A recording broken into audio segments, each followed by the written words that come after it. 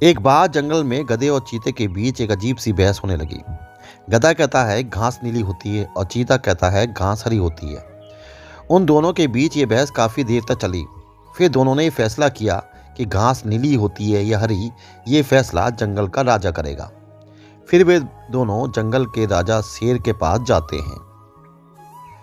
शेर के पास रोज सभा बैठा करती थी और सारे जंगल के जानवर वहां उपस्थित हुआ करते थे।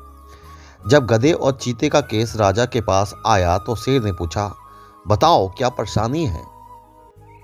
तब चीता कहता है, राजा साहब ये देखो, गधा पागल हो गया है। ये कह रहा है कि घास नीली होती है, जबकि हम सब जानते हैं कि घास हरी होती है। राजा चीते की बात सुन के गधे से पूछता है, तुम बताओ। तो गधा कहता है, अरे राजा साहब, मैंने अपनी आंखों से देखा है कि घास नीली होती है। ये चीता गलत कह रहा है कि घास हरी होती है, इसे सजा दीजिए।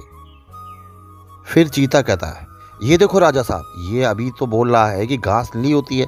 आप ही फैसला कीजिए कौन सही है कौन गलत। शेर चीते को 6 महीने की जेल की सजा सुनाता है और सभा को समाप्त करता है।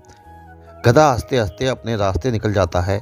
जब चीते को ले जाया जा रहा था तब चीता शेर से पूछता है, राजा साहब घास तो हरी होती है।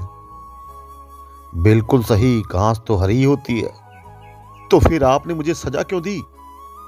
तब शेर कहता है, तुम्हें सजा इस बात की नहीं मिली है कि घास नीली होती है या हरी।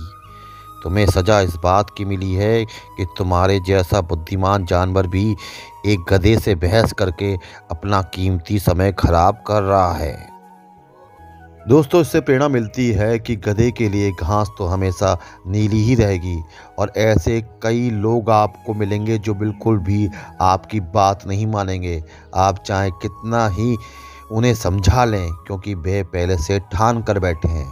इसलिए ऐसे लोगों पर अपनी कीमती समय बर्बाद नहीं करना चाहिए। इसलिए दोस्तों, कभी भी किसी मूर्ख व्यक्ति से बहस ना करें, क्योंकि ऐसे लोग से बहस करके सिर्फ हमारा ही समय वेस्ट होता है।